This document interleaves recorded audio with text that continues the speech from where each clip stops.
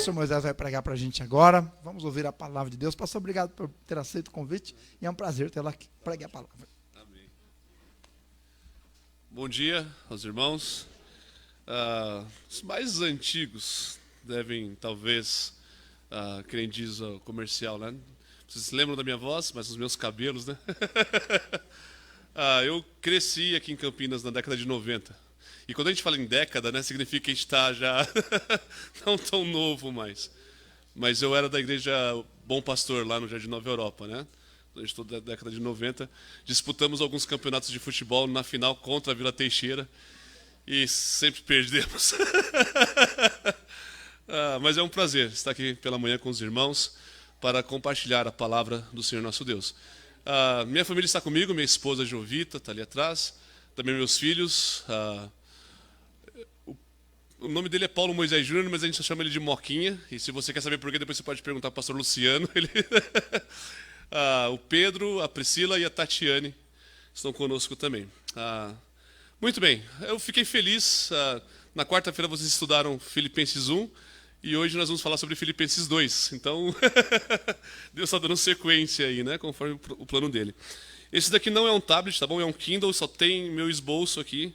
Então pode ficar tranquilo que eu não estou olhando a internet, nem minhas redes sociais, enquanto estou aqui na frente. E esse celular é só para me ajudar no tempo, porque eu falo demais. E aqui eu tenho um cronômetro, então, que vai me falar quando o tempo acabou.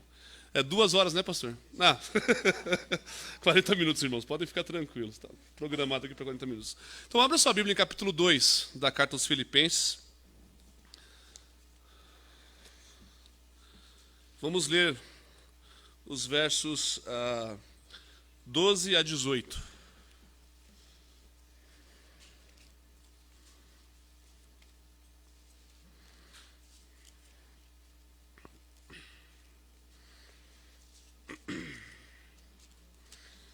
Filipenses, capítulo 2, os versos 12 a 18. Eu sou mais professor do que pregador. Então, e sendo hoje a escola dominical, eu sei que está de férias, né, a EBD, mas eu lembro do Josemar. Depois da minha terceira ou quarta pregação, ele falou assim: olha, Moisés, esquece pregação, você é professor, então ensina só. Eu quero dizer que eu queria que vocês participassem comigo da mensagem. Talvez eu faça algumas perguntas ou alguma coisa assim. E eu realmente sou professor, eu dou aula de História e Geografia. Então, eu queria que vocês participassem comigo. Quando eu fizer uma pergunta, não é para você ficar calado, é para você responder, tá bom?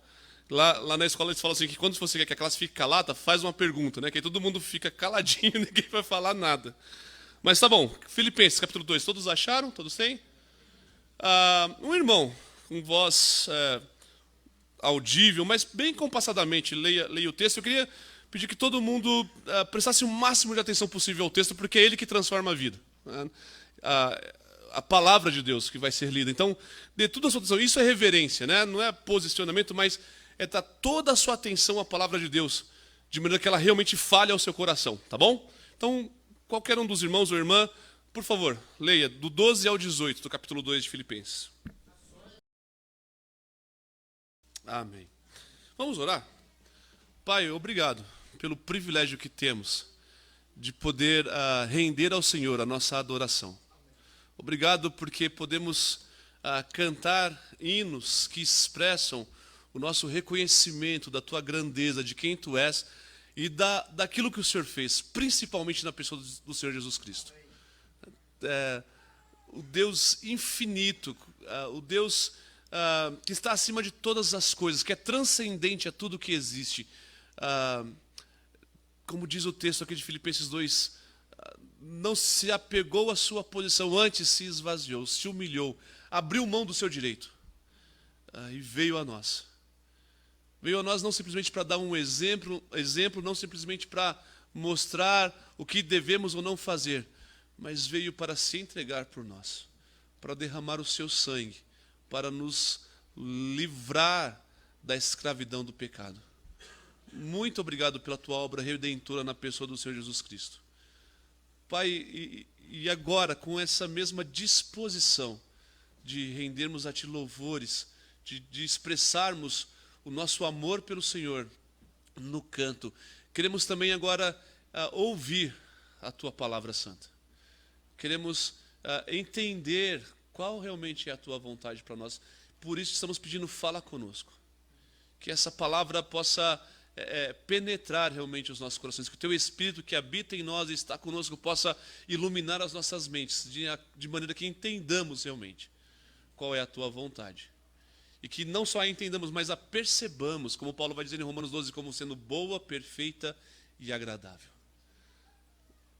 Que realmente o Senhor tenha plena liberdade para agir em cada coração, a partir do meu coração, para então fazer a Tua vontade. É o que nós oramos em nome do Senhor Jesus Cristo. Amém, meu Deus. Amém. Nosso tema então é como luzeiros do mundo, né? O que Paulo vai dizer aqui nesse texto. E eu queria entender com vocês não somente essa expressão, mas o que é importante que nós saibamos para que realmente sejamos esses luzeiros. Nós vivemos num mundo de trevas, né? E se você... nós não abrimos mais o jornal, mas se você acessa a página do seu jornal pelo celular ou pelo computador, ou se você liga a televisão, você vai perceber como o nosso mundo está em trevas. Como as pessoas estão totalmente perdidas e confusas. Ninguém realmente sabe o que fazer nem para onde ir. E Deus nos colocou aqui, então, como ponto de referência. Um autor ele disse o seguinte, que o ministério da igreja, como uma embaixada, é justamente não só de representar, mas indicar para as pessoas o caminho certo. Nós não somos o caminho, mas apontamos para o caminho. E essa é a nossa responsabilidade, então, como Paulo, nessa expressão aqui poética de Paulo, né, ao dizer que nós somos como luzeiros no mundo, no meio de o quê? Uma geração que é como? Corrompida e perversa. E se você conhece o mundo, você vai saber que é exatamente isso.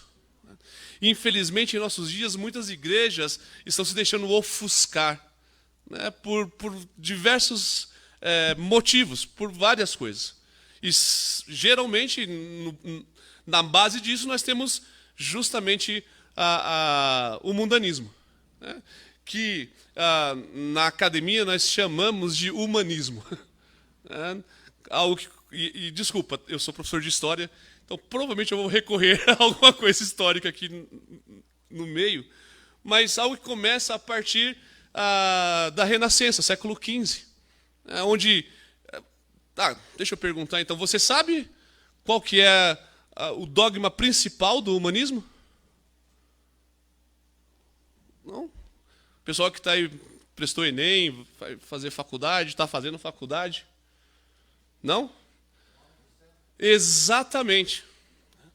Até o século XIV, ainda que não realmente na prática, mas pelo menos em teoria, a sociedade, principalmente ocidental, era teocêntrica. Certo? Deus estava no centro. Na prática nós sabemos que não é bem isso, né? Por isso é chamado esse período de Idade das Trevas, o período da Idade Média. Mas, a partir do século XV, com o retorno do homem, então, aos conceitos do primeiro século, da cultura, e principalmente a filosofia grega, o homem então pensa, olha, é melhor tirar Deus do centro e colocar o homem no centro. E o homem passa a ser, então, isso daí, por favor, alguém, universitários agora. Isso, muito obrigado. Né? Então, o homem no centro. E a partir daí, né, mesmo que o homem está achando que ele está progredindo, na verdade ele está decaindo. Né? Ele está regredindo, ele está voltando. E nós, então, não podemos permitir que as ideias humanistas, né, adentrem a igreja, mas não é simplesmente a igreja, né, e nós temos que também entender isso. A igreja, nós já sabemos, não é o templo, mas a igreja também não é somente um momento em um dia específico da semana, né, que estamos reunidos. A igreja é sim a nossa comunhão, e eu falei isso com alguém ontem, um parente meu, e ele não gostou muito, até saiu da sala, mas a igreja não é o indivíduo. Né? Então eu não sou a igreja, eu componho a igreja. Né? Então quando Paulo vai dizer, né, e aí tem dois textos que Paulo diz sobre o meu corpo como templo do Espírito Santo, ou nós como templo do Espírito Santo. No primeiro versículo, 1 Coríntios, quando ele fala que se alguém destruir o corpo, Deus também o destruirá, o corpo ali não é o indivíduo, o corpo ali é a igreja, o corpo de Cristo. Ele está falando de um contexto de divisão. Né? E lembra que está dizendo, olha, alguns falam que são de Apolo, outros falam que são de Paulo e de Cefas, e os mais santarrãos, eu sou de Cristo. Né? E Paulo fala, vocês são bobos, porque vocês não podem dividir o corpo de Cristo. Né? E dentro desse contexto ele diz, quem destruir o corpo, Deus também o destruirá. Ele está falando da comunhão. Num outro texto, quando ele está falando sobre o cuidado, o zelo com o corpo, ele fala que o corpo é o templo do Espírito Santo de Deus. Mas o que eu queria chamar a atenção aqui, principalmente, é que parte de preservar esse corpo, que é templo do Espírito Santo de Deus, é não permitirmos que as ideias humanistas adentrem aqui. E olha, é muito difícil. Nós, principalmente na sociedade ocidental agora, pós-moderna, nós somos assolados por ideia humanista o tempo inteiro. Todo o tempo. Inclusive, existe muita teologia que, na verdade, é somente uma máscara para o humanismo. E nós temos que estar acordados por isso. Mas eu não vou falar sobre o humanismo hoje, tá bom? Eu quero só voltar ao texto aqui para nós lembrarmos isso. A nossa responsabilidade é sermos um marco, um referencial que vai chamar a atenção deste mundo, dessa geração que é perversa e corrompida, para aquele que realmente é luz. Porque nós não somos realmente estrelas, nós somos satélites, como a lua. Nós refletimos a luz daquele que realmente é o sol, né?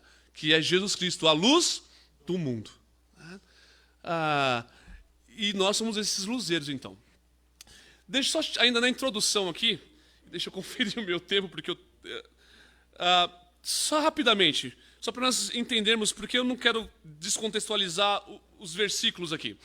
Capítulo 2, você já estudou o capítulo 1, então não vou me preocupar com isso. Mas o tema central, na verdade, de Filipenses, e há uma discussão entre os estudantes, porque tem vários assuntos importantes aqui, mas segundo a minha pesquisa, pelo menos, o assunto central de Filipenses tem a ver com mente. Uma transformação da mente, conforme Paulo vai dizer em Romanos 12, né? Mas uma mente que é transformada e que ela é evidenciada, então, por alegria, que é um dos temas, mas também pela unidade, e o tema básico do capítulo 2 é isso. Paulo, nos versículos primeiros, 1 a 4, ele vai explicar que tipo de unidade, ele vai basicamente dizer, olha, união não é unidade, unidade é um pouco mais que união. Versículo 5 até versículo 11, ele vai falar, ele vai dar um modelo, não só um exemplo, mas um modelo a ser copiado do que realmente, o que importa para que nós sejamos uma unidade. Só rapidamente aqui, eu sei que o meu tempo está correndo, mas você sabe qual a diferença entre unidade e união? Vamos lá, agora é a hora de você participar, como eu falei. Quem pode me ajudar aqui? O que é a diferença entre unidade e união? União eu sei que é uma marca de açúcar, nem sei se ainda existe, né? Mas não é essa união que eu estou falando. Obrigado. Isso. Desculpa, então eu nem sabia disso.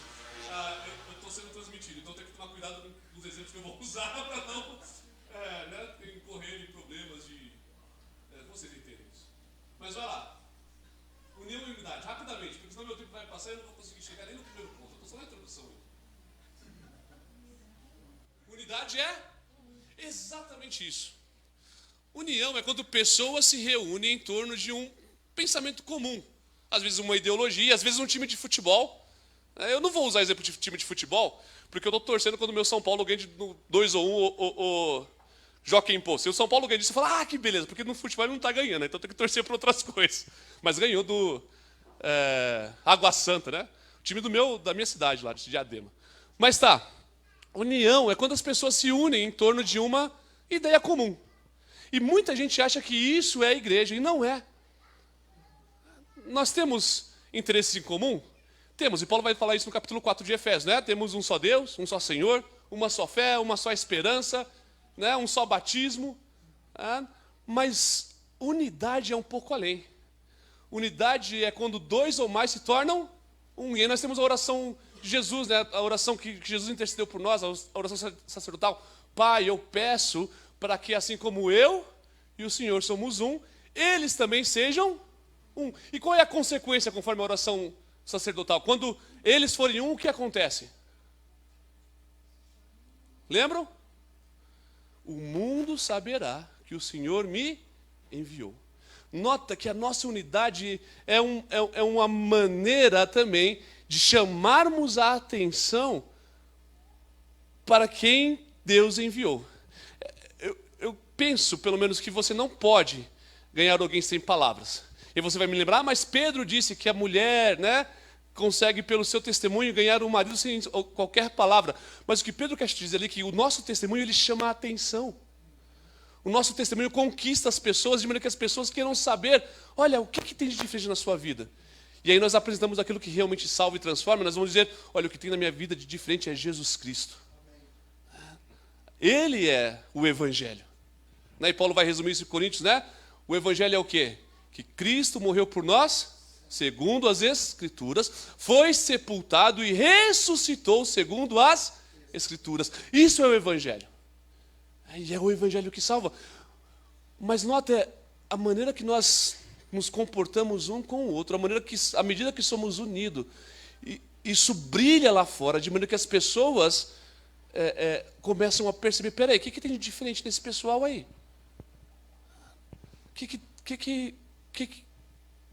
Tem alguma coisa diferente. E elas querem saber. Agora, por isso que eu disse que isso não pode ser somente 2 horas no domingo pela manhã, 2 horas no domingo pela noite, 1 hora e pouca na quarta-feira, ou na quinta-feira, ou qualquer outro dia. Isso tem que ser uma constante. Eu sei que pela nossa dinâmica, né, nós não conseguimos fazer como aconteceu lá em Atos, nós temos outra dinâmica de sociedade agora, mas não importa, nós temos que arrumar um jeito de que o mundo veja a nossa unidade, que transcende essas 4 paredes, de maneira que nós brilhemos como luzeiros no mundo. E aí como isso? Pode pular a introdução, já passei tudo aí, meu tempo já estourou também, mas põe a proposição, tem sido proposição. E eu queria que você guardasse isso, porque o resumo da mensagem está aí. O cristão brilha como luzeiro quando ele se esforça por desenvolver a sua salvação em um relacionamento agradável com Deus e com seus filhos.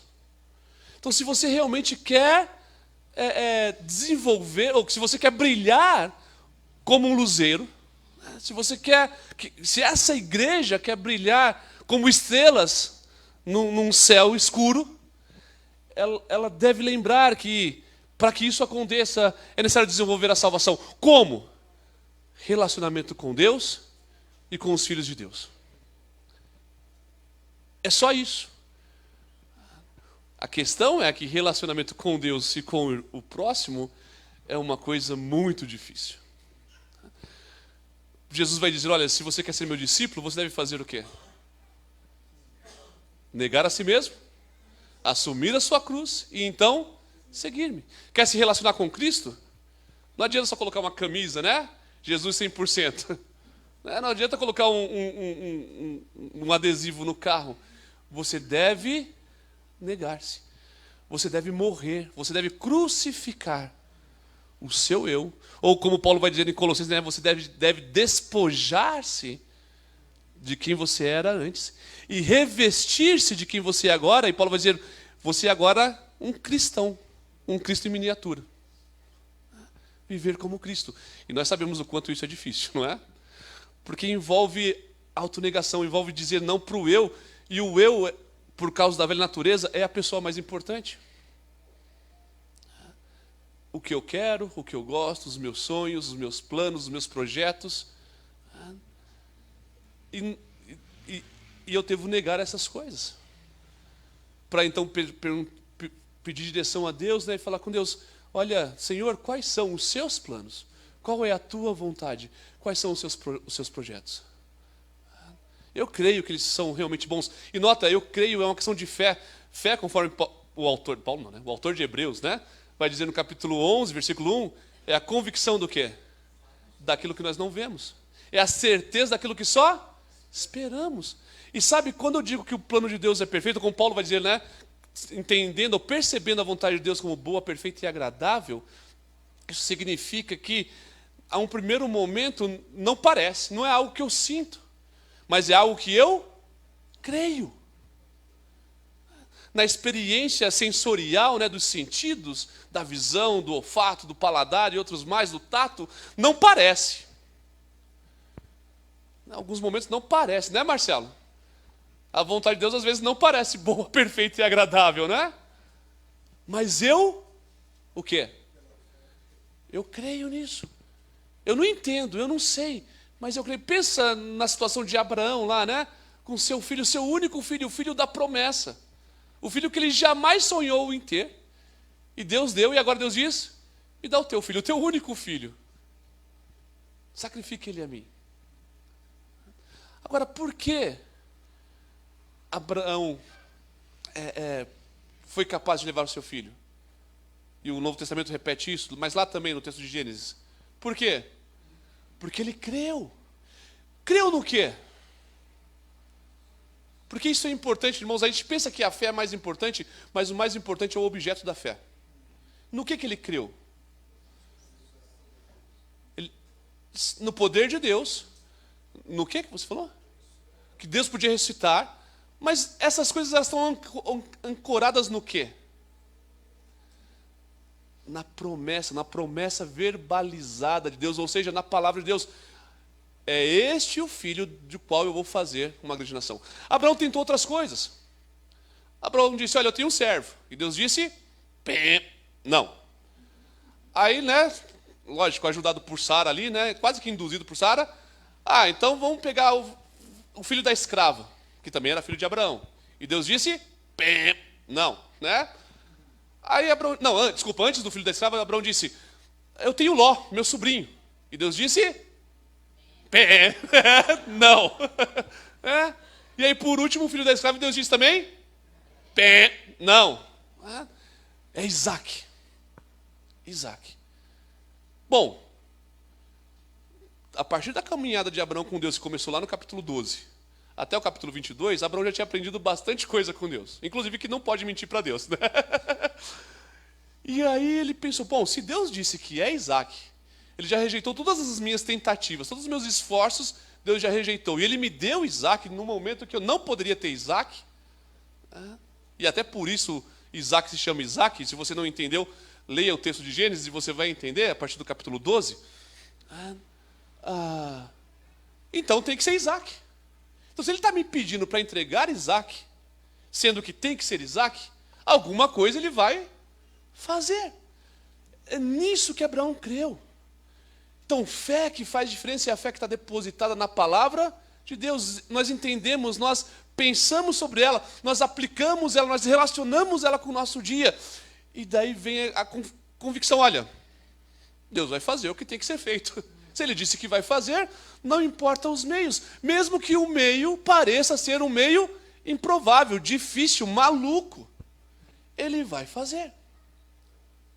E aí nós vamos ao nosso primeiro ponto, então. E o meu tempo já está no finalzinho, quem sabe eu consigo terminar o primeiro ponto. Desenvolver a salvação. Desenvolver a salvação. Como desenvolver a salvação? Eu poderia... Mas você entende desenvolver a salvação, não é? Ou seja, é você levar ou crescer. A palavra real é amadurecer.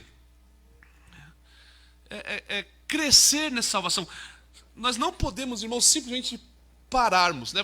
Sou salvo, então vou para o céu mesmo, então tá bom. Sabe que as pessoas que ensinam perda de salvação, eles nos acusam disso. É muito fácil, né?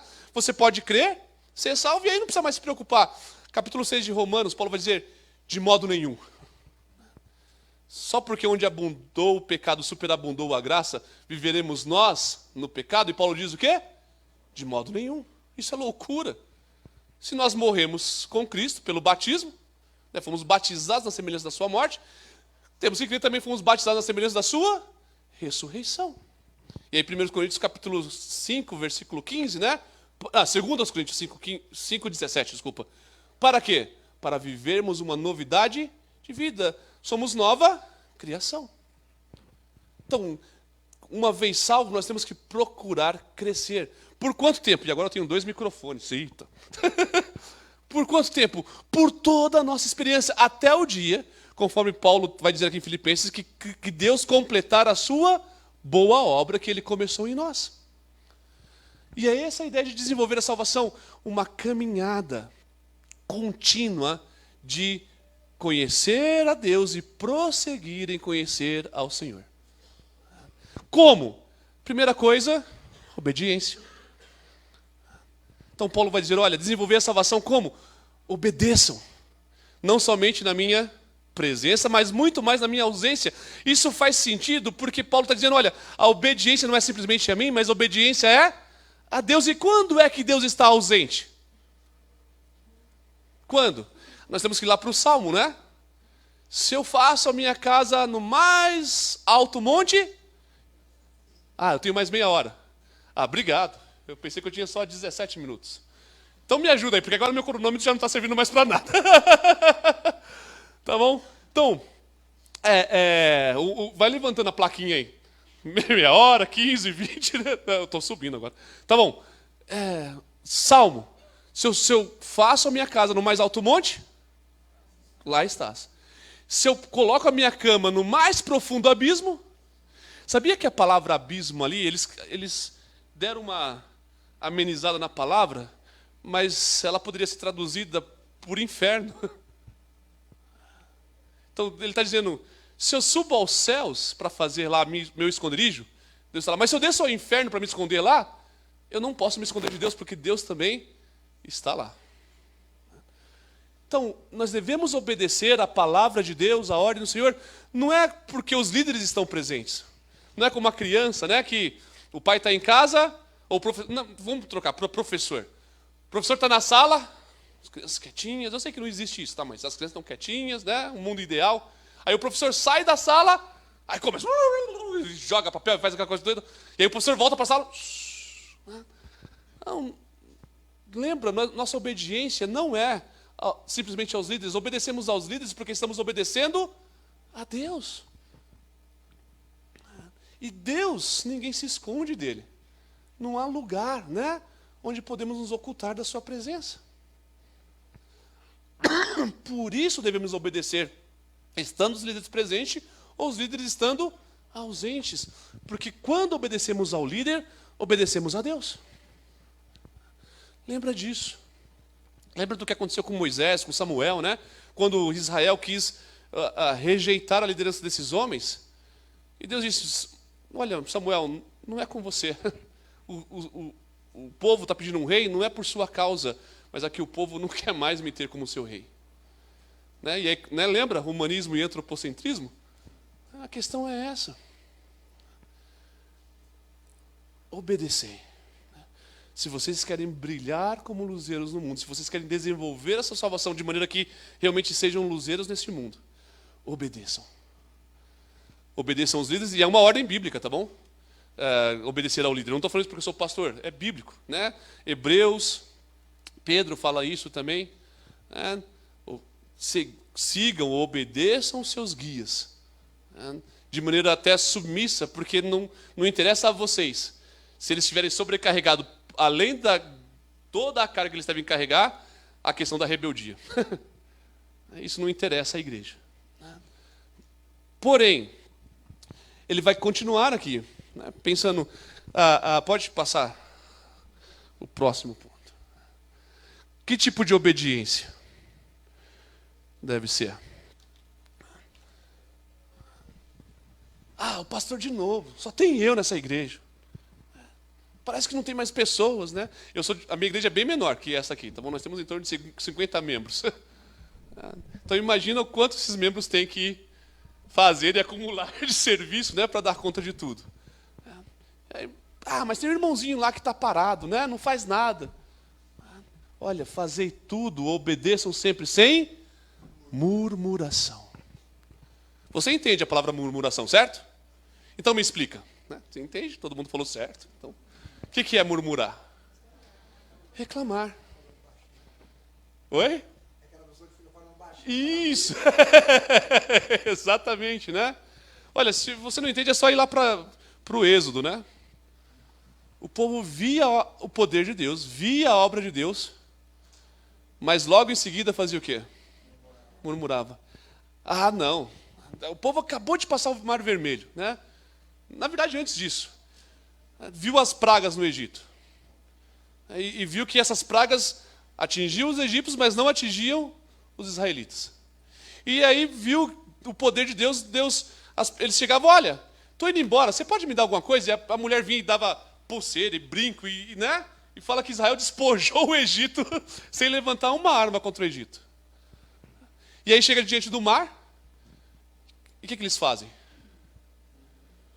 Ah, Deus não quis matar a gente lá no Egito, porque não tinha lugar, e trouxe a gente aqui para o deserto para nos enterrar aqui no deserto. Foi o que falaram para Moisés, né? E aí Deus olha para o povo, e é até cômico, né? Por que o povo está parado?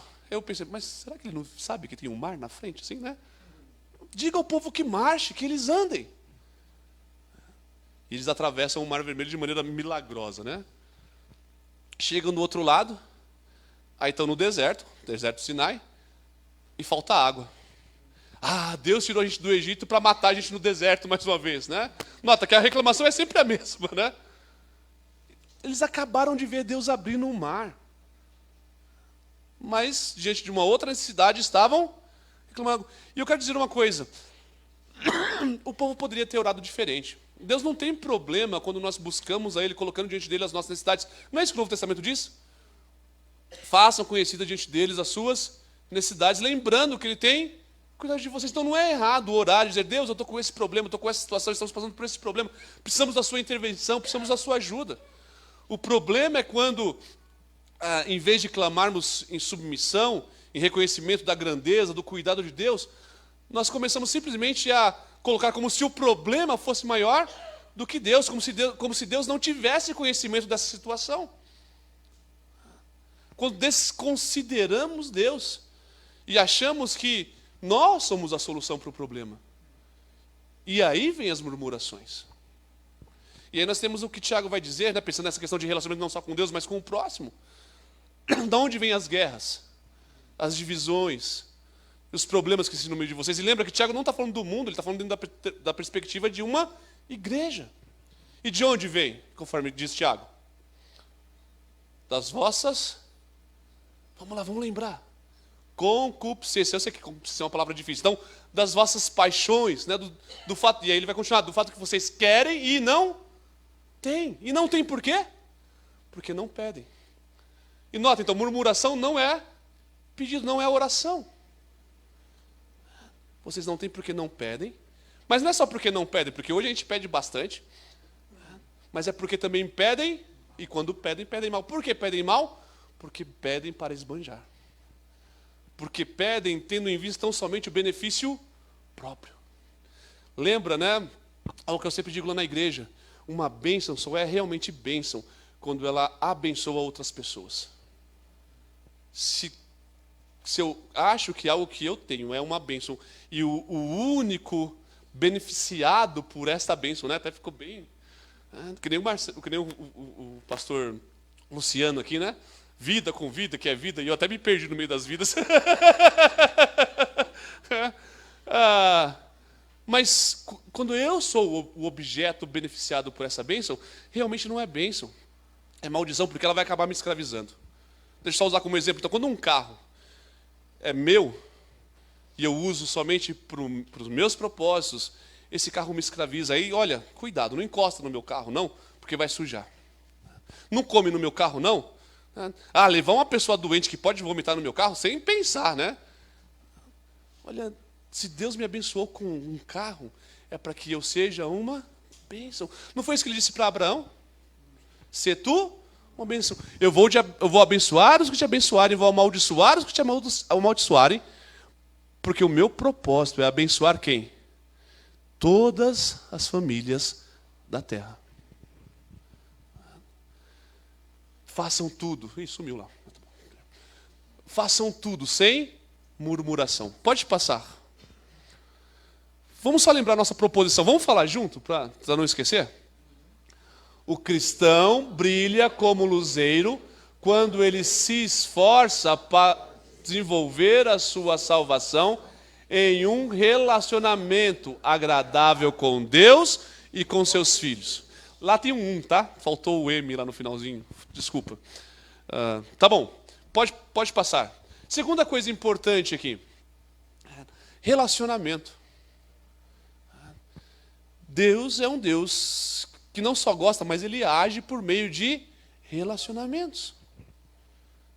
Vida, e é interessante isso, né? Deixa eu perguntar para você então, o que é vida eterna? Pode falar. Não, olha, não fica com medo, não vai ter reprovação, tá bom? Vocês não vão ser menos crentes porque você errou a pergunta que eu fiz. Não vai ser isso. Só responde, o que é vida eterna?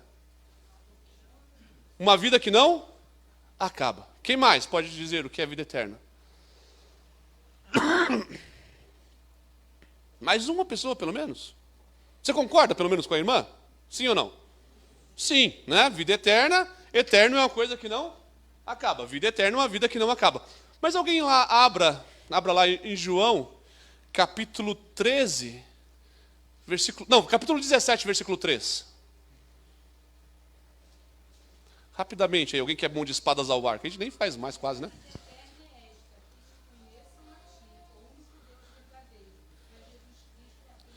Nota que Jesus qualifica ou tipifica a vida eterna que ele está ensinando, que ele está dando como relacionamento. Ele diz, e a vida eterna é esta. Qual? Que te conheçam, a ti, o único Deus. Conhecer aí não é só saber que ele existe, mas é um conhecer de experimentar, de se relacionar. Então, muitas pessoas estão equivocadas porque dizem, olha, eu creio que Deus existe. E aí Tiago vai responder o quê? Tá bom, crês tu que Deus existe? Faze bem. Mas lembra, até os demônios sabem que ele existe. E tremem diante dele. Então, só saber que Deus existe não é suficiente. Só saber as histórias e tal não é suficiente. Esse conhecimento deve levar você a se relacionar com Deus, o Pai, que enviou a Jesus Cristo, e com Jesus Cristo, o Filho a quem ele enviou. Então, nota que viver eternamente é uma vida de relacionamento constante com Deus. Muitas vezes é por isso que cristãos que realmente creram não estão vivendo a vida abundante que ele prometeu, porque esquecem-se da necessidade de relacionar-se com ele, de viver com ele cada dia. Então é isso. Você quer viver como um luzeiro no mundo? Você deve se relacionar com Deus. E ao se relacionar com Deus, automaticamente, você deve viver uma vida de relacionamento constante, íntimo, próximo com os filhos de Deus. Eu não acredito, tá bom? E você pode discordar de mim, no que os desigrejados dizem. Eu sou a igreja. Não sou. Lembra que o autor de Hebreus, eu ia dizer Paulo de novo, né? Não sei porquê, eu acho que todo mundo que escreveu o Novo Testamento é Paulo. Não, tem mais escritores do Novo Testamento, né? Mas o autor de Hebreus ele vai dizer que... Desculpa, não é o autor de Hebreus, é Jesus que diz isso. Quando é que ele está conosco, num sentido mais amplo? Quando estiverem 2 ou 3 reunidos em meu nome, eu estou ali. Isso não é uma desculpa, ainda bem que vocês tinham 80 aqui. Mas às vezes nós usamos esse versículo como desculpa para o culto de quarta-feira, de oração, né? Tinha lá 1 ou 2, né? Não, mas onde tiverem 2 ou 3, né? Então tá bom. Não tá bom, nós temos que orar juntos, irmãos. Lembram? Arrumar tempo e espaço para estarmos juntos, para vivermos a unidade. Foi isso que a igreja lá em Atos 2, a primeira igreja, fez. Eles estavam juntos, tinham tudo em comum. Então, eu não sou sozinho a igreja. Eu sou parte desta igreja. Como Pedro vai dizer, né? Ele é a pedra angular que os construtores rejeitaram, mas nós somos as pedrinhas que são colocadas, edificadas sobre essa rocha. E juntos vamos formando o templo, a casa de Deus, a habitação de Deus. Quando estamos reunidos, nós expressamos, nós somos o corpo de Cristo. E você não pode ter relacionamento com a cabeça sem ter relacionamento com o corpo. Pensa o seguinte, né? Você pensa, olha, eu não gosto do corpo do pastor Luciano, eu vou me relacionar de hoje por diante só com a cabeça dele. Ele é muito inteligente, né? Ele conhece muito, então eu quero me relacionar somente com a cabeça dele, mas com o corpo não. Eu só vou conversar quando a cabeça dele estiver presente. Faz sentido isso, né? Vocês estão rindo porque isso é loucura, não é? Não faz sentido. Mas por que faria sentido com Cristo? Ah, eu não vou na igreja. Não, mas Cristo está aqui, ó. Eu não abandonei Deus não, tá? Eu só abandonei a igreja. Não faz sentido, nós somos o corpo de Cristo. Não tem relacionamento com a cabeça se não tem relacionamento com o corpo. Eu não vou brilhar como um luzeiro se eu não estiver me relacionando com Deus e com o corpo. Eu vou estar sendo ofuscado. Lembra, esses são pensamentos do humanismo. Nota como a nossa sociedade está totalmente individualista. Olha lá, tá vendo? Mas eu ainda tenho quantos minutos aí? 15, tá bom. Amém. Tá bom. Então nota, né? Relacionamento com o corpo. Pode passar. Nota que ele vai ligar esse relacionamento com a nossa identidade. Deixa eu falar mais uma coisa importante aqui. O que faz diferença, realmente faz diferença na igreja, não é o que fazemos, mas é quem somos. Quem somos é quem vai definir o que fazemos. Então Paulo vai colocar essa questão de relacionamento numa situação de identidade. Quem você é? Olha, se eu sou filho de Deus, então eu tenho que viver como filho de Deus. Agora, se eu não sou filho de Deus, tá bom, então eu posso viver como qualquer outro.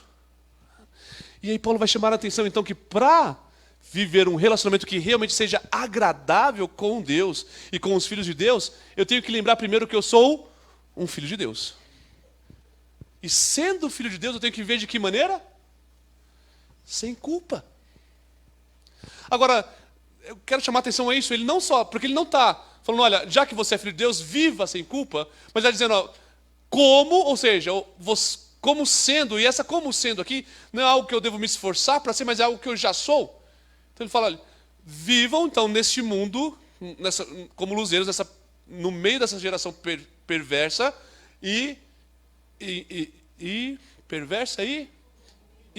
corrompida, lembrando que vocês são filhos de Deus que são sem culpa. Por que somos sem culpa? Sabe que muitas vezes nós ligamos a questão de inocência à ingenuidade? Nós pensamos, olha, um bebê, ele é inocente. Por quê? Por que um bebê é inocente? Agora estou perguntando mesmo, não é retórica só. Por que um bebê é inocente? Por quê? Porque ele não pensa, porque ele não tem consciência, porque ele não sabe discernir entre certo e errado. Mas sabe o que Davi disse? Em pecado eu fui concebido. Sabe qual é o momento da concepção? Não é o momento do nascimento, mas é o momento quando a semente masculina encontra a semente feminina e os dois se unem, e isso é a concepção. E aí tem uma palavra para os abortistas, humanistas.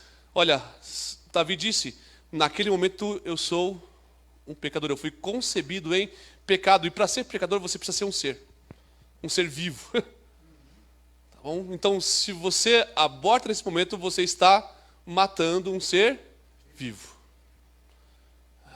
Pelo menos teologicamente, tá bom? Eu sei que há outros questionamentos científicos, mas você pode questionar também cientificamente isso. Nós não vamos entrar na discussão agora disso, porque não é o nosso objetivo. Mas só para, hashtag fica a dica, para pensarmos sobre isso, tá bom?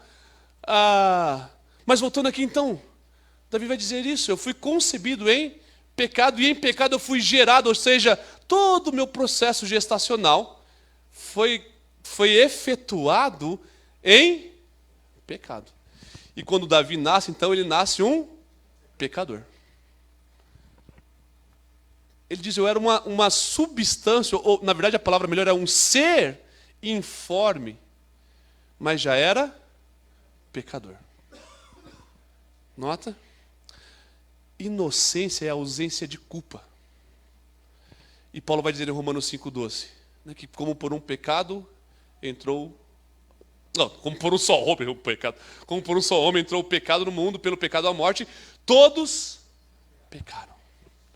Grandes, pequenos.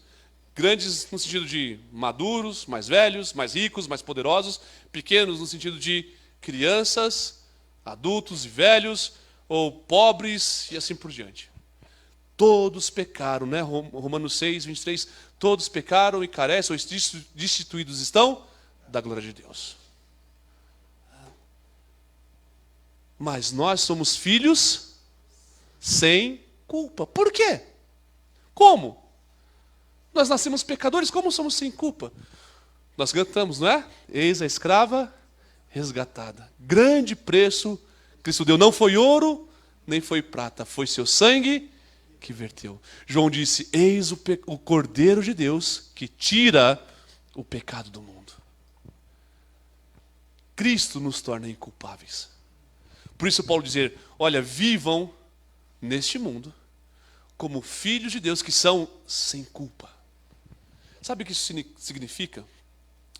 Que Deus já nos purificou de todo o pecado. A nossa responsabilidade agora é não permitir que o pecado que está ao nosso redor suje aquilo que Deus já purificou. Que manche, né, aquilo que Deus tornou puro. Mas nós, filhos de Deus, só sem culpas, mas somos filhos de Deus também que são puros. A ideia é bem próxima, né? Aqueles que foram lavados. Aqueles que foram purificados por Deus. É isso que somos. No meio dessa geração perversa e corrupta. A nossa responsabilidade, então, para brilharmos como luzeiros no mundo, é não permitirmos que aquilo que Deus fez pelo mais alto preço seja novamente manchado. E aí você vai dizer, pastor, impossível. Eu vou dizer para você, é verdade. João escreveu no 1ª carta, capítulo 1, se dissermos que não temos pecado, enganamos a nós mesmos. Mas pior do que isso, ele vai continuar, mas na frente vai dizer, se dissermos que não temos pecado, ou não temos cometido nenhum pecado, chamamos a Deus de mentiroso. E agora? Como eu vou cumprir essa responsabilidade de continuar puro e sem culpa, no meio da situação perversa e corrupta, sendo que a realidade do pecado ainda é uma realidade presente para mim? Sendo que eu não posso dizer mesmo, e ele está falando mais uma vez com uma igreja, João, né? Então ele não está falando com pecadores que não foram lavados, ele está falando com pecadores que são lavados, regenerados. Como? Capítulo 9, versículo 1. Capítulo 1, versículo 9, nem tem capítulo 9, 1 de João, né? Capítulo 9, versículo 1, que diz lá? Se confessarmos os nossos pecados, Ele é fiel e justo para nos perdoar os pecados e nos purificar, nota, puros, nos purificar de toda injustiça. Deus pensou em tudo, não temos desculpa. Cada desculpa que você tenta, Deus traz uma resposta. É assim. Capítulo 2 do mesmo livro, né? Filhinhos, essas coisas eu vos escrevo para que não pequeis. Mas lembrem, se pecarmos, temos advogado. Jesus Cristo, o homem. Ele é a propiciação pelos nossos pecados. Não somente pelos nossos, mas pelo do mundo todo. É assim que vamos continuar sendo filhos sem culpa e puros. Eu me esforço para não pecar. Eu me esforço para cumprir a vontade dele. E lembra disso, não é o pecado que é inevitável, tá bom? O pecado é evitável, sim, se lutarmos com as armas de Deus. Não é essa a promessa? Olha, o pecado nunca mais terá domínio sobre vós, por quê? Gálatas, porque vocês estão debaixo da graça e não debaixo... Lembra, a graça não é desculpa para pecar, a graça é o poder de Deus para não pecarmos. Então o pecado é evitável, mas a realidade é que em muitos momentos nós não evitamos. E deixa eu dizer para você, isso não é demagogia. Eu, como pastor Moisés, né, com 12 anos lá em Eldorado, 6 anos lá em Belo Horizonte, deixa eu confessar para você, eu ainda peco. Às vezes eu me desentendo com minha esposa e a culpa é minha. Algumas vezes eu tenho que pedir perdão para os meus filhos. Eu falei para você que sou professor e eu já tive que chegar na minha classe e pedir perdão para os meus alunos. E já tive que pedir perdão para a minha igreja. E quase todo dia eu tenho que pedir perdão para o meu Deus. Porque é essa a realidade. Somos vasos frágeis, onde foi depositado um grande tesouro. Para quê? Lembra o que Paulo diz? para que a glória seja de quem? Seja de Deus. Então pecamos sim, mas precisamos tratar o pecado como Deus quer que tratemos. Como algo ruim, como algo prejudicial, não só para mim, mas para a minha igreja, que vai atrapalhar a comunhão, o relacionamento com Deus e com o próximo. Então eu vou confessar esse pecado, eu vou abandonar esse pecado. Mais uma aplicação aqui. Não use o pecado como desculpa para não participar da ceia. Estou em pecado hoje, não vou participar da ceia. Não foi isso que Paulo quis dizer no capítulo 11 da primeira carta aos Coríntios. Ele disse, olha, examine-se o homem a si mesmo. E então, coma do pão. O que Paulo quer que nós valorizemos o relacionamento com Deus e um com o outro mais do que o pecado. Como? Bom, avaliei. Estou em pecado? O que eu devo fazer? Confessar. Devo abandonar o pecado. Tá, é um problema com o irmão. O que eu devo fazer? Ir até o irmão. O versículo não é sobre... Geralmente a gente aplica para a ceia, o versículo não é sobre a ceia, é sobre a oferta, né? Que Jesus está dizendo lá nos evangelhos. Se você vai depositar sua oferta sobre o altar e lembrou que tem uma dificuldade com o irmão, o que você deve fazer? Deixa a oferta sobre o altar. E aí vai para casa e beleza. É isso? Não, vai até o seu irmão, acerta com ele e depois volta e entrega a sua oferta. E nós aplicamos isso assim. Então está com problema com o irmão? Acerta com ele e vem e toma do pão. Come do pão, toma do cálice. Porque nós somos filhos sem culpa e puros. Obrigado, porque você está me lembrando, eu tenho que continuar. Mas também somos filhos perfeitos. Nossa, tem que ter muita fé, porque eu olho para mim e eu falo, cara, eu vou lá no espelho e falo assim, não sou perfeito, né? Olha as proporções, né? Tem nada perfeito aqui, né? Mas Deus está dizendo, você é um filho perfeito. E deixa eu dizer para você, a questão aqui é uma questão realmente de mente. Por isso eu falei, né? Paulo vai insistir aqui sobre uma mente que é transformada, porque é o que tem aqui dentro que vai fazer a diferença. Pensa o seguinte, a nossa posição em Cristo, eu sei que distou um pouco da nossa condição atual em Cristo. Então a Bíblia está dizendo, você é puro, você é sem culpa, você é perfeito, e você olha para você mesmo, mas eu não vejo essas coisas. E é verdade, pensa o seguinte, faz de conta, eu sei que vocês não fazem isso, né? Mas faz de conta que você jogou na loteria de virada do ano. 150 milhões, 5 minutos, agora eu tenho que correr. Então eu concluo com isso daqui. Você jogou lá. Eu sei que você vai se disciplinar na sua igreja e assim por diante, mas você jogou, né? 150 milhões. E você ganhou. Só para um colega meu, o pastor Abimael, lá da Piba, falar o seguinte, que o jovem não cristão, ele vai lá, tem relacionamento sexual com a menina, e não usa camisinha, não faz nada, e a menina não engravida. O cristão vai lá, tem um relacionamento sexual antes do casamento, ele usa a camisinha, ele usa a tabelinha, faz de tudo, e a menina engravida. Porque Deus quer fazer com que o nosso pecado apareça. O vosso pecado vos há de achar, é isso que a Bíblia diz. Mas nota, você ganhou. Agora você é o quê? Se você ganhou 150 milhões, você é um milionário, você é rico agora. Mas será que você sabe se comportar como milionário? Você sabe... Daí uma coisa que eu tenho muita dificuldade nessa questão de etiqueta. Muitas pessoas já tentam me ensinar o que é o garfo para o quê, o que é a colher para quê, o que é...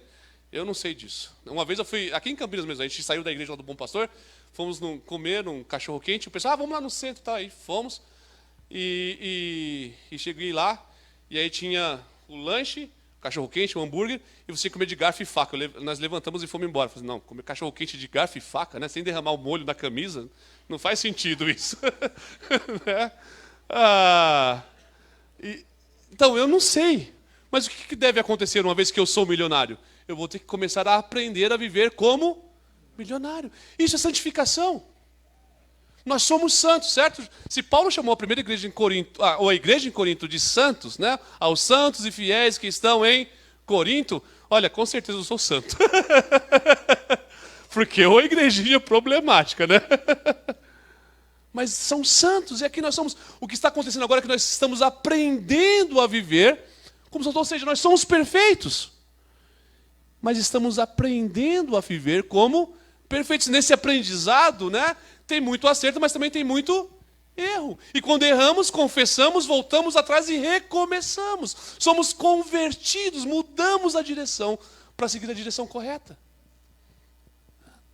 Então não deixe o pecado, o eu, né? O mesmo Satanás colocar na sua cabeça, não é quem você não, é quem eu sou, porque é isso que Deus diz. Lembra a fé, certeza daquilo que eu não vejo. Eu não me vejo como perfeito, mas é quem eu sou. E a minha responsabilidade agora é viver como eu sou. Com qual propósito? Me relacionar com Deus e com os filhos de Deus, de maneira que eu brilhe como um luzeiro no mundo. Que eu atraia a atenção, não para mim, mas atraia a atenção para Cristo. Pode pôr a proposição novamente, por favor? Mas só para nós lembrarmos, vamos falar juntos? O cristão brilha como luzeiro quando ele se esforça por desenvolver a sua salvação em um relacionamento agradável com Deus e com seus filhos. Vocês querem brilhar como um luzeiro no mundo? Querem que essa igreja faça parte da grande constelação de Deus? Essa constelação que forma o corpo invisível de Cristo? Relacionem-se com Deus, relacionem-se um com os outros, sendo quem vocês realmente são. Aqueles que foram transformados, lavados e regenerados pelo sangue de Cristo. Vamos orar? Pai, obrigado pela tua palavra santa. Obrigado porque realmente ela é poderosa e eficaz. Ela é mais cortante do que qualquer espada de 2 gumes. E penetra até o ponto de discernir alma e espírito. Deus, obrigado, porque ela fala aos nossos corações. Ela mostra não só as coisas erradas. E quando ela mostra as coisas erradas, isso machuca, isso dói. Porque nós estamos nesse processo de transformação. Mas ela também vem e mostra qual é a maneira certa. Ela traz o consolo, ela traz o poder para que nós então cumpramos a tua vontade de maneira perfeita e excelente. Deus continua trabalhando em nós. Obrigado pela essa oportunidade de compartilhar com os irmãos essa palavra poderosa e soberana. Que o Senhor continue aplicando, usando ela para continuar transformando as nossas vidas. É o que eu oro em nome de Jesus Cristo, Senhor. Amém, meu Deus. Obrigado, irmãos. Que Deus abençoe.